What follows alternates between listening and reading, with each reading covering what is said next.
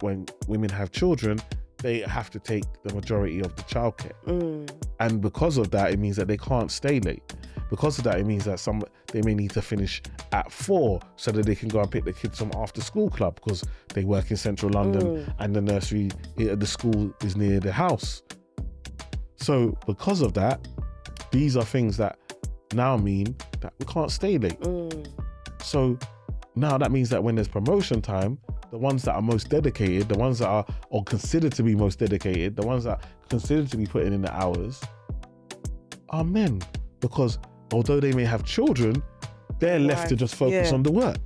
So that's what creates the pay gap. Do you understand what I'm trying to say? So I just wanted to, because when you were speaking, I was like, actually, this is the reason why. Yeah. And this is why when we're trying to speak to corporates, we want corporates to be more flexible, to understand that just because someone can't stay till 6 o'clock at night doesn't mean they're not dedicated. Or 7 o'clock in the night doesn't mean they're not dedicated.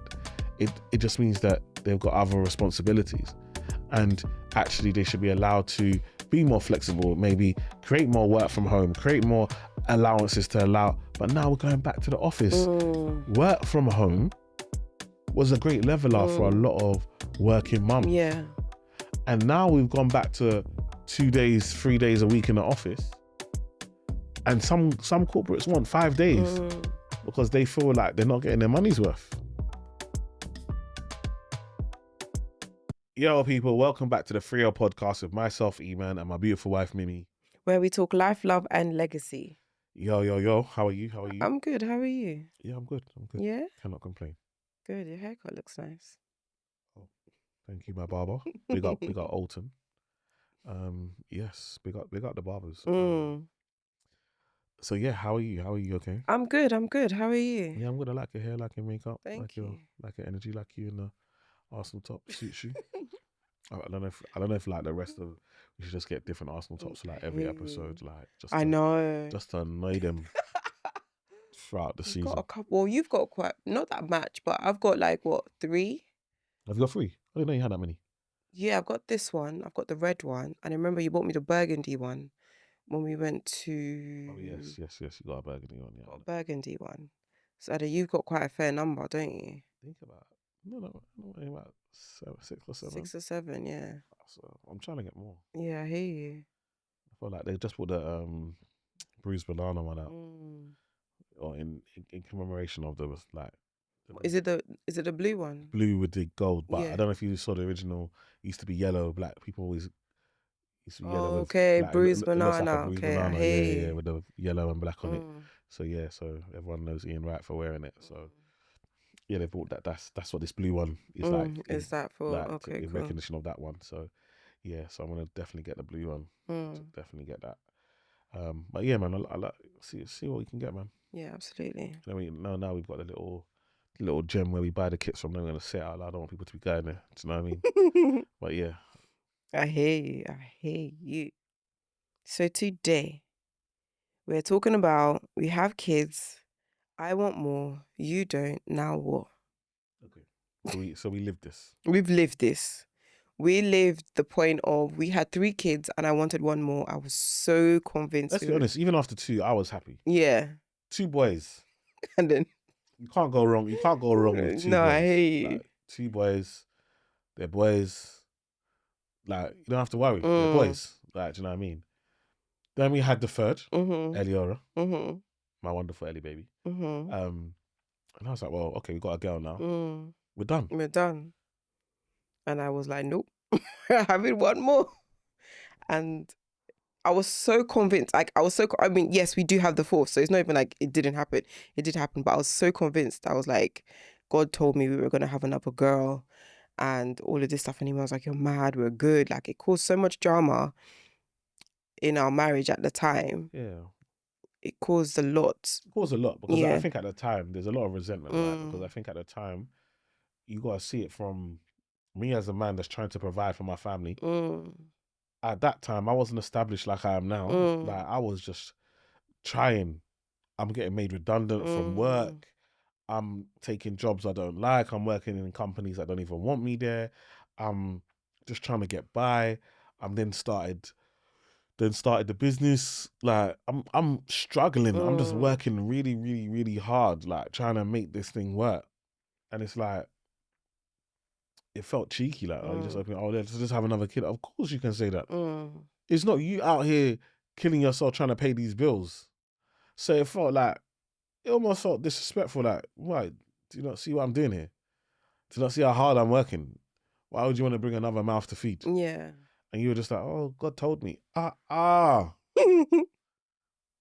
I can laugh a bit now, but at the time, I was just so convicted that we had to have another child. I could not explain it. I couldn't tell you why. It was just in my spirit. Like, and I could see everything that Iman was saying, and I could see all his explanations, his thought process. Like, we went through the money, like we were having conversations, but I just kept saying, it had to happen. It had to happen. I brought spreadsheet. I showed you, look, this is the outcome. This is where we're at. And then also it's like, once you get to 4, you need another, you can't drive a normal car. Do you know what I'm trying to say? Yeah. So you need a car that can take 6 people. So you need a 7-seater, a minimum 7-seater car to transport them. Like, it's just, we got nursery. So you got nursery fees that you got to pay.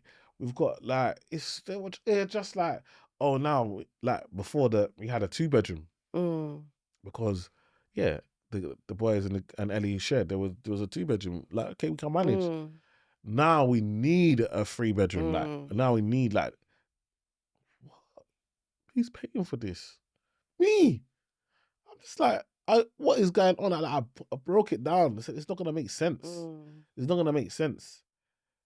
And then, like, for us, it was just, for me, it was just like, oh, okay, so I'm not on it. I don't want to do this thing. You want to do this thing. Well, I passe. And then it felt like you tricked me into us having the kid. And that caused so much drama. Because then it feels like betrayal. Then it feels like, do you know what I mean? Because I was so careful. So it was just like, you told me this, and this, like, because of my cycle and this and that, this can't happen, this. No problem. Are you sure? And I was sure. And I was like, are you sure? Like, we don't need to do, like, do you know what I mean? I'm sure, 100%. Like, that was it. I was sure because of biology and lessons and stuff. And then I learnt even more biology after I got pregnant. I remember we were watching a program and something was said on the program and Iman looked at me and he was like, okay, that makes sense. Do you know what I mean? Like, it's a bit TMI, so we're not going to go into all of that. But I was sure that it couldn't happen. So if for me, kind of felt like God was bringing the child, whether or not, because we were really careful. We were very, very careful. We took steps to make sure we couldn't get pregnant. And the one time I was 100% sure, again, following the steps, our 4th child was conceived. And yeah, all hell broke loose. All hell broke loose. Yeah, that was probably the toughest time in our marriage. Because, and that's how deep these decisions are. Like, people have to understand, like, when you, like, yes, I know you really want something, like, but at what cost? Everything is at what cost? At what price? What are we prepared to lose? Are you prepared just to have another child? Are you prepared to lose your partner, your spouse, over having another child or having like, these are the things that so it was like, wow. And that caused a lot of drama. It caused a lot of distance between us. It caused a lot of resentment. Like, in my heart, like, I had to really speak to God. Do you know what I mean? But you know the maddest thing, when I look back now, we made it. Yeah. And we're in a better place for it. 100%. And me as like, absolutely. Like, the house wouldn't feel the same without her. Like, do you know what I mean? Like, and like, we've had, bills were paid. The money came. Do you understand? Like, as much as we brought the spreadsheets and everything and said, we can't afford it, this can't work, it happened and we afforded it and it worked.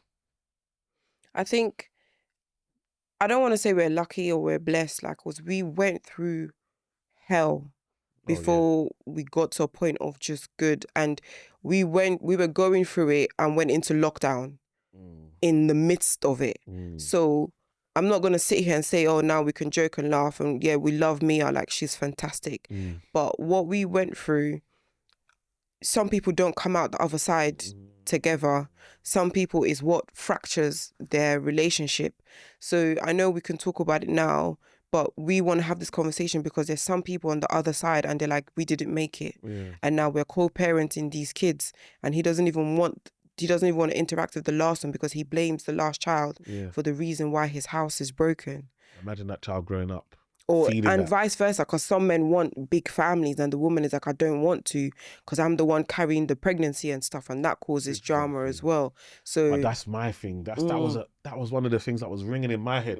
If this was the other way round,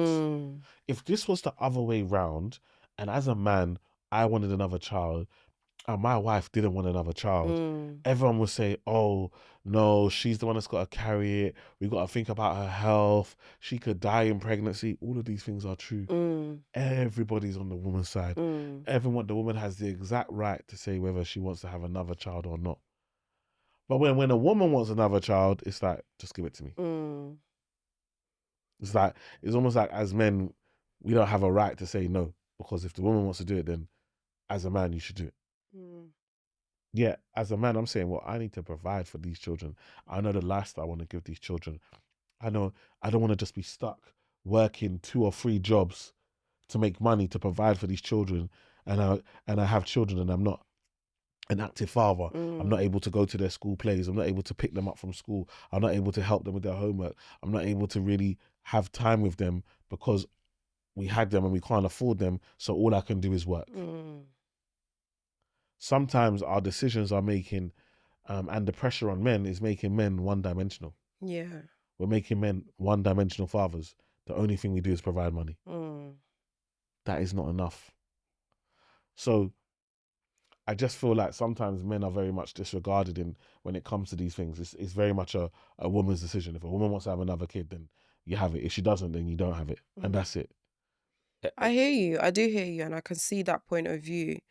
And even in our situation, I took what you said on board. And I got to that point where I was like, yeah, before we got pregnant, I was like, yeah, okay, I'll leave it alone. Like things would finally come to like a point, like a passe, like you said. And I was like, if it happens, it doesn't happen. It happens. If it doesn't, I'll be happy with what we have, you know. And I do feel like women don't think about the other side of that conversation. And I'm not going to lie, I probably would have been heartbroken if we didn't have the child, but I would have made peace with it. Do you know what I mean? I don't think women look to that side. I think they just think this is what my body, my whole heart, everything is screaming in me. I'm not done. And you will hear women say, oh, they know the moment they're done. I mean, the moment I had our 4th child, I was like, I'm never doing this again type thing. But I do feel there's that maternal instinct in there to be like, oh, I need to do this. And I think we're getting better at putting those desires down. You know, I think we're looking at the world we live in now where women have to work as well and provide and childcare and all of that stuff. Or maybe some women, let me not generalize it, and they're realizing, okay, you know, maybe 2 is enough. I will want one in my heart, but 2 is enough. We have kids. We should be blessed with the kids we have. Yeah, I think another thing that we don't talk about enough is the emotional blackmail. Is that, like, I felt like when I told you no that we're not having this kid, it was like you went into this like, I don't feel complete, I'm depressed, I'm sad, the only thing that's going to complete me is having this kid. Then after we had the kid, it was like, I don't feel complete, I'm sad, I don't know my focus, and it was just like, what do you mean? Then it was like, I feel like all I do is I'm at home with the kids and these are the kids that you wanted. I think these are the kids that you were literally crying tears to have. Then you have them, and then now it's like, I don't know where I belong. I don't know. I'm just a mom. I'm just at home. I don't think people... Women will finish No, but like you said, we don't talk about the emotional side of it more.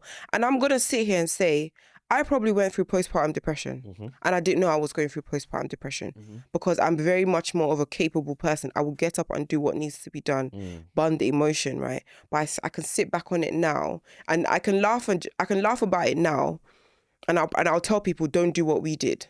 Do you know what I mean? And that's because of hindsight, right? But at the time, your brain is not working like that. Do you know what I mean? Because you're at home. So you think, oh, if I'm at home, let me have the kids and be at home. But then when you have the kids, you're like, oh, shoot, this is my life. Because you don't see all sides of a cube, right? You only see what's in front of you. But if you could see all facets of the cube, you would make more informed decisions. And I think maybe that's a general way of saying it. But I can see it now. But at the time, I didn't see it. Like, which is so crazy to say, which I guess is why we do this, to have this conversation so people can say, this is all sides of the cube. This is why we have the podcast. And so this is why when we're talking about these topics, for me, like, I was out and I had a guy come and said, yeah, watch your podcast. I saw a clip. I went to watch the full thing, and it's really helped. Like, said that help. We've got young people that are shaping like what they're looking for in a partner now. Like, ask, because now it's like they're able to see our 15 years. They're able to see ahead. Like, oh, actually, these are things that we're gonna maybe come through when we're in marriage. Let's think about it now before we get married, the type of person we're marrying, like moving away from just the I love you, you love me, like actually looking at, is this built on solid ground? Can this last when things get shaky and rocky and hard and so forth? And I think that's how we have these conversations. And I think it's so important. And I'm so happy when people come up to me and they're just like, oh yeah, I watched this, and me and my girlfriend watched this, or me and my fiance watched this, and watch your pod, and we're just like, yeah, we're thinking about this, and we had after you finished, we then had a discussion ourselves, and it's really helping us shape the type of marriage we want, or the type of relationship we want, and how many kids you want to have, and if you want to have kids, and all of these discussions we're having that we wouldn't have probably had before. Do you know what I mean? And although there is like marriage counselling is very much from a Christian basis, and it doesn't go into the financial element or the sexual element or this element or whatever it may be, that we have to kind of find out once we're married, and like we're able to now go through this. And even newlyweds, I get people, I'm just married, and you know, we're in a honeymoon stage, it's all good, but it's great to hear these conversations, and we're trying to have best practices so the conversations are very important, and that's why we share them. But trust me, as a man, you're thinking, I'm glad that you said that. I'm glad that you've actually said, because I thought, am I going crazy? Like, what's happening here? And as a man, you almost feel like, is this woman trying to play with me? Is it that she knows that I'm trying to do the best for her? So whenever she thinks she wants to get what she wants, she'll just use stress or I feel like this, or I'm emotional, or I'm depressed, or I'm sad, or I don't know my identity. You start hearing these words, you're like, is this manipulation? Yeah, it's funny because at your event, someone said to me, and they were like, oh, you have 4 kids. Are you happy you have 4 kids? I said, yeah, I love my kids. And they were like, okay, so what made you want to have 4 kids? And I said, maybe because I grew up with siblings. And what I went through growing up, if I didn't have my siblings, I don't know how I would have survived what we went through as kids, and maybe that was part of what made me want to have 4 kids, so that they had each other and they could grow up together and stuff. But I didn't fully understand the realities of bringing up 4 kids. I did not understand the realities of working from home with 4 kids. No one sits there and gives you a play-by-play, this is what you're going to go through, because you're happy you have these kids you wanted. But you're looking at the mirror, and the mirror is looking at you saying, is this really what you wanted? And you have to reconcile that idea with your reality and make peace with it. And for a long time, I couldn't make peace with it. I was happy I had my kids, but I wasn't happy with how life was.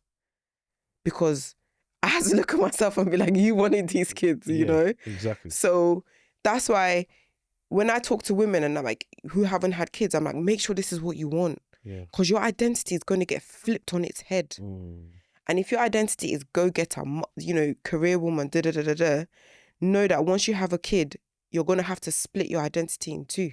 Yeah. Or if you want to choose to stay at home mum, that old you will come out, but it's not as much as you want as well. And to segue just quickly, when we talk about the gender pay cap, this is it. So when we talk about the gender pay cap, this is it. Because men and women can't get paid different amounts for the same job. That's against that. There's a law against that. That can't happen. But what tends to happen is that even in the workplace, there may even be more women in the workplace. But as we go higher and we start to get more senior jobs, there are less women in senior positions. And so the pay gap is that obviously senior positions pay more.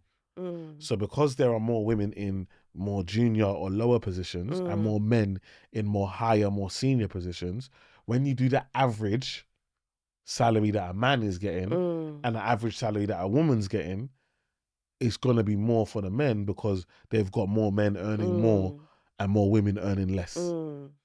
But it's not for the same job. People say and a lot of that has to do with childcare. Yeah. A lot of that has to do with long hours. A lot of it has to do with the fact that, you know, if you want to progress in corporate, you can't just work 9 to 5. You need to go to the drinks after work. You need to go away when they have their away days. You need to stay in the office till late. You need to show that you are dedicated and you've given your life. You're ready to give everything you can to work. A lot of the time, due to societal pressures, women, when women have children, they have to take the majority of the childcare. And because of that, it means that they can't stay late. Because of that, it means that they may need to finish at 4 so that they can go and pick the kids from after school club because they work in central London and the nursery, the school is near the house. So because of that, these are things that now mean that we can't stay late. So now that means that when there's promotion time, the ones that are most dedicated, the ones that are or considered to be most dedicated, the ones that are considered to be putting in the hours are men. Because although they may have children, they're left to just focus on the work. So that's what creates the pay gap. Do you understand what I'm trying to say? So I just wanted to, because when you were speaking, I was like, actually, this is the reason why. Yeah. And this is why when we're trying to speak to corporates, we want corporates to be more flexible, to understand that just because someone can't stay till 6 o'clock at night doesn't mean they're not dedicated, or 7 o'clock in the night doesn't mean they're not dedicated. It just means that they've got other responsibilities, and actually they should be allowed to be more flexible, maybe create more work from home, create more allowances to allow. But now we're going back to the office. Work from home was a great leveler for a lot of working mums. Yeah. And now we've gone back to 2 days, 3 days a week in the office. And some corporates want 5 days because they feel like they're not getting their money's worth. People are doing their side hustles. People are using that time to do other things. Do you know what I mean? So now they want 5 days back in the office. We're going back to where we were pre-pandemic. And so, yeah, that's where a lot of this comes from. So for me, when you were like, I'm so happy, like, because I never thought that you had, you know, or I've never heard you say you think you had that. Do you know what I mean? Because for me, it was just like, what is happening?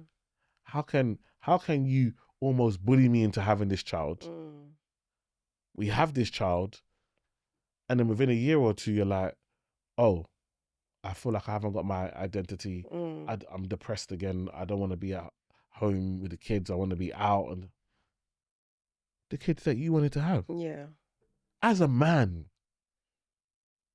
these are things that are going to cause friction. These are things that are going to make you not want to come home. And I feel like it's so important to understand that from a man point of view, like me now, I'm the opposite.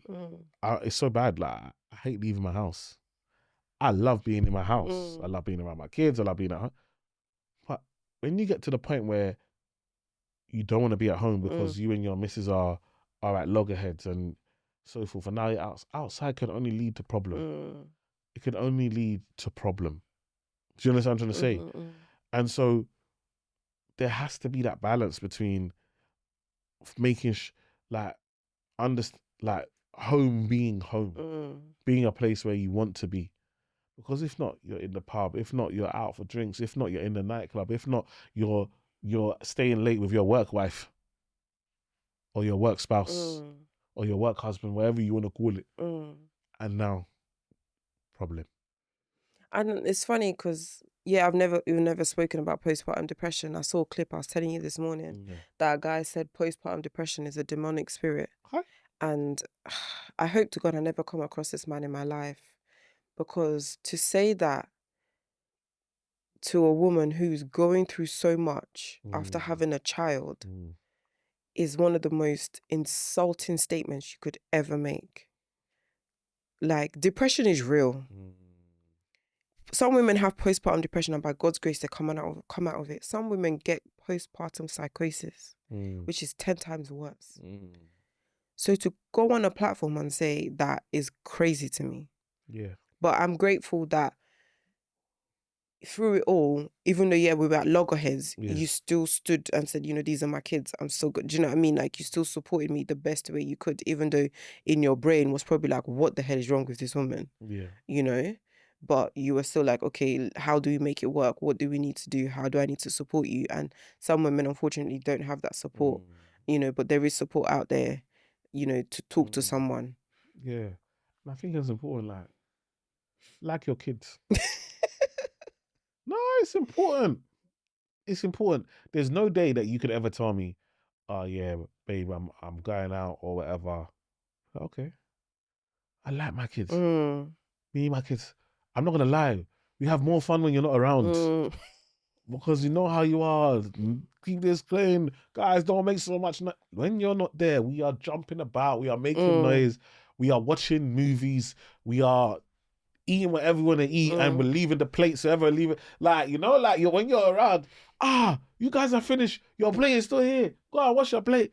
Have you seen your room? Have you done the laundry? When you're not there, nobody cares. We're free. And it's like, we just have a good, I like my kids. Me and my kids, we get on individually as well as a collective.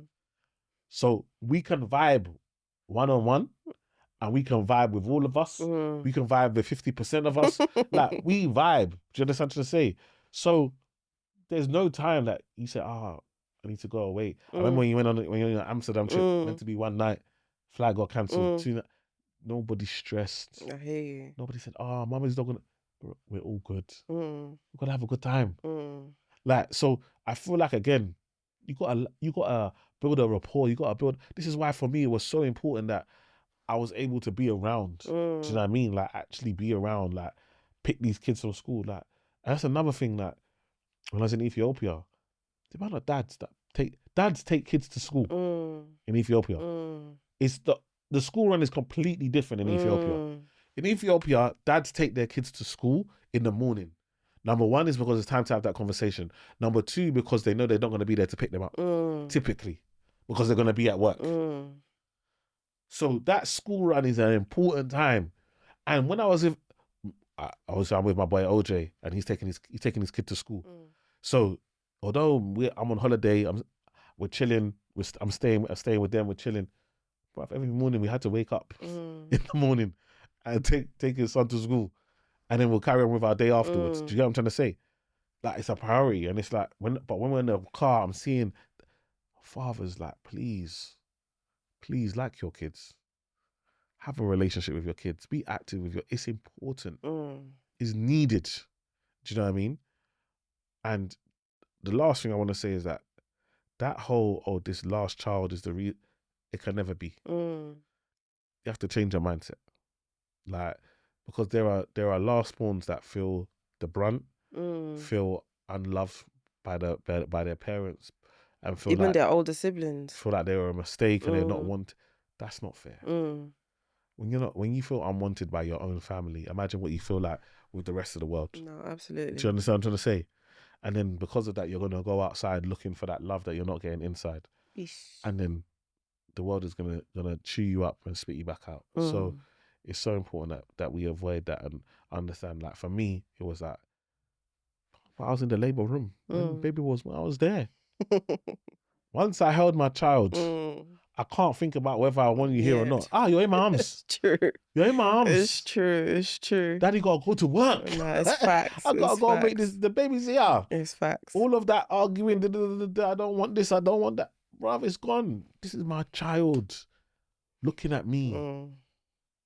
And me and Mia, everyone knows. Yeah. Me and Mia is too close. Yeah. She's not even. I feel like I feel the other children are upset. It's true. It's true. When you do stuff with Mia, Ellie will be like, "When's my turn?" Yeah, because me and Mia, we're more like best friends than we are like father and daughter, and like we just chill, we just vibe, we talk. Like she tells me all of her stories and everything like that.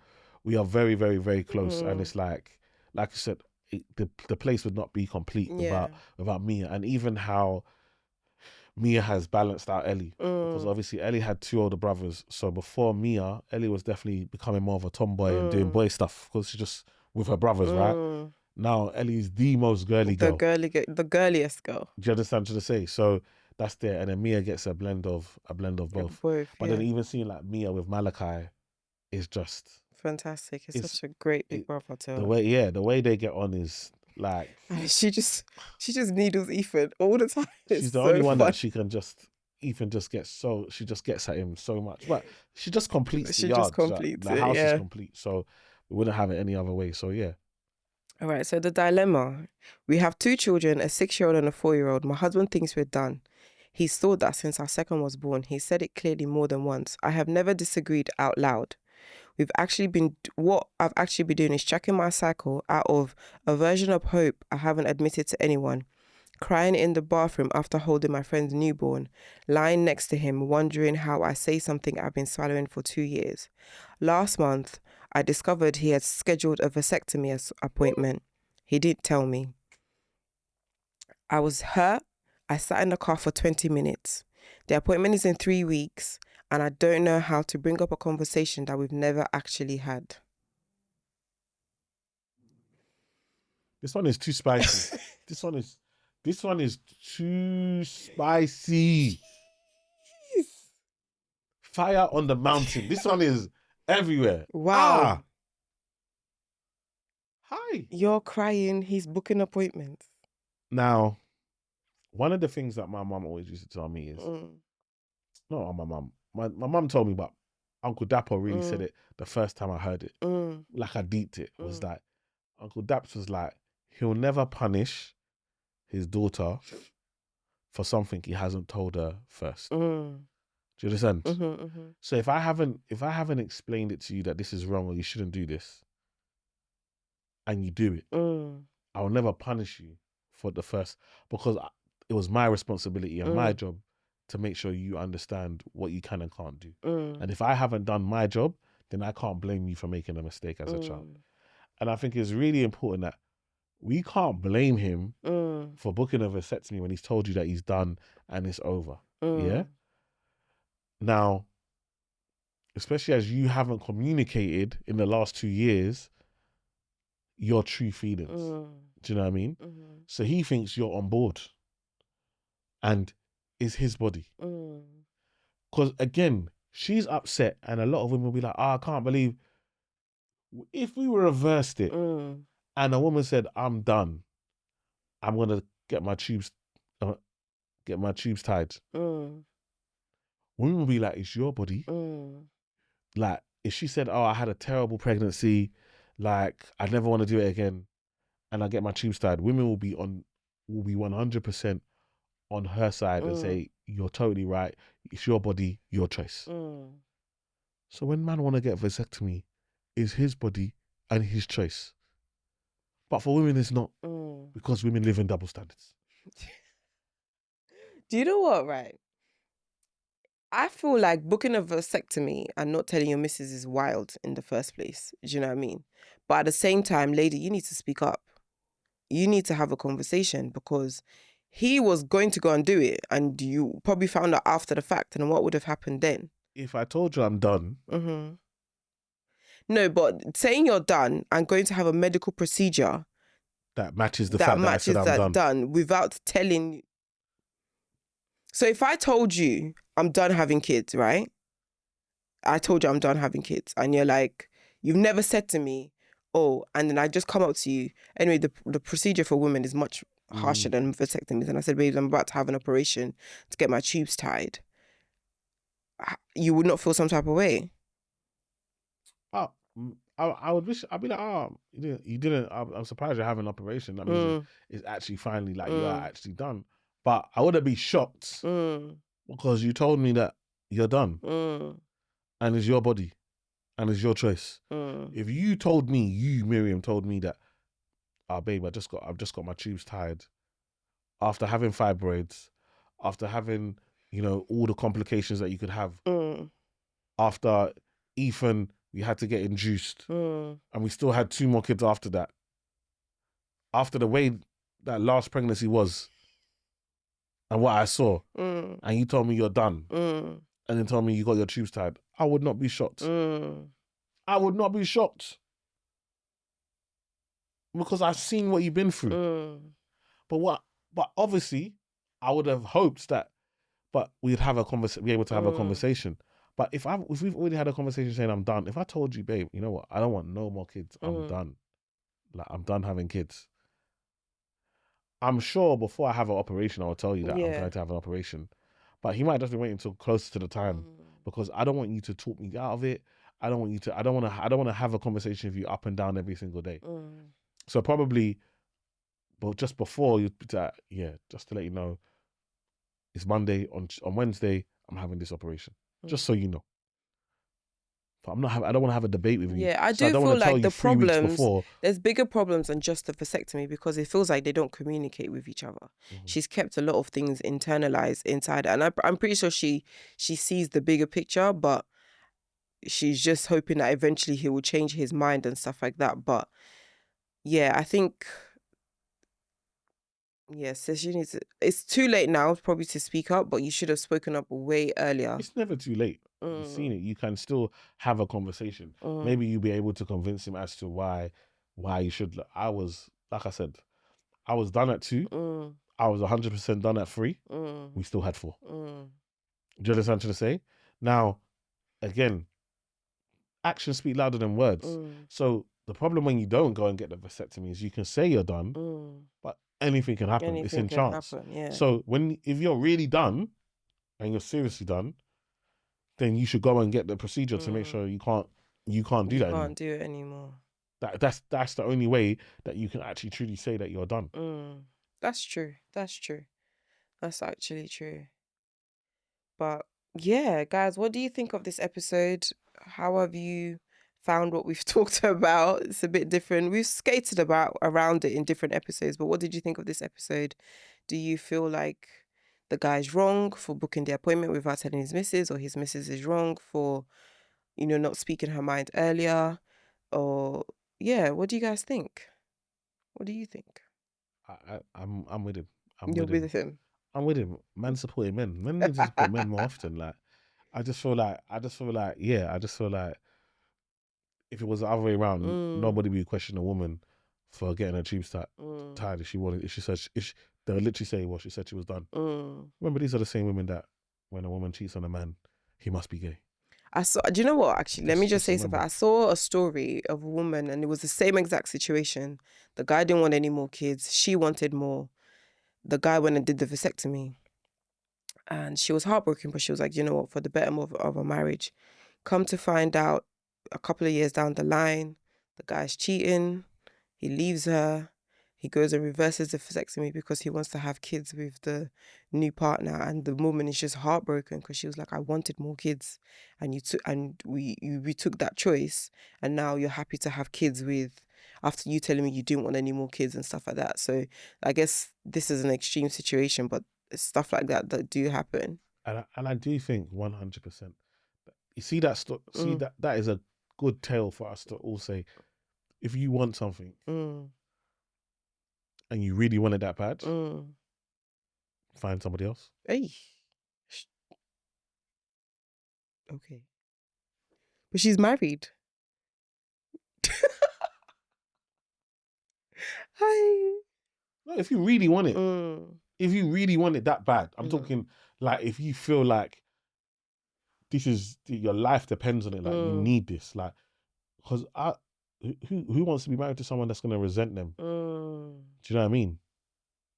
Now your attitude changes. Like all of a sudden we don't want to make love anymore. You don't want to do any. Do you understand? You despise me because I refuse to give you the one thing you want. Do you understand what I'm saying? Yeah. So if it's really that deep, like you really want it that bad, because look at now, she's not done it. Now her time has expired. Man, them can get a 28-year-old now. Have Go more again. kids. Well, we know personally that happening. So Exactly. yeah. So it can happen. So it's one of them things where I feel like, as much as like for me, I'm very much stay with your partner, but I think again, this is where it shouldn't get to. Someone has to give. Like marriage is about compromise. So if you've got some burning desire that you cannot, like you said, you got to the point where you're like, okay, we're not gonna do it. But if you got to the point where you're like, babe, if you can't give me a child, I'm gonna have to leave you and go and find somebody else that will give me another child. Then that's on me now to say, am I willing to lose you? Do you understand what I'm trying to say? We've got a compromise. Someone has to compromise. Do you know what I mean? And if your thing is I'll compromise on everything else, but I can't compromise on this. If I really want to be with you, then I need to be. Do you know what I mean? I need to be open to doing this. But what we find is the other way around, where women are taking contraception tablets to not get pregnant, whilst telling their partner, let's try for a baby, knowing that she doesn't want a baby. But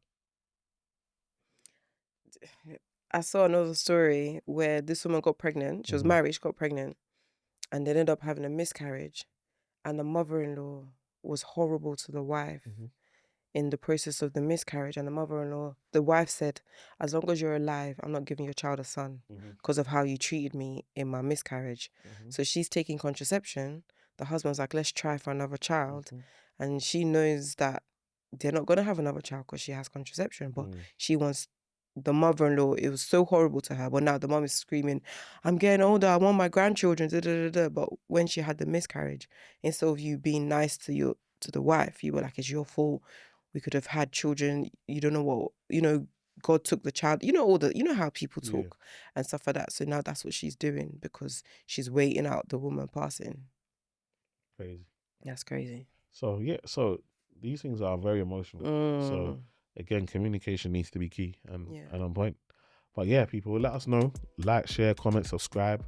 Let us know your thoughts in the comments, and we'll see you on the next one. Thank you.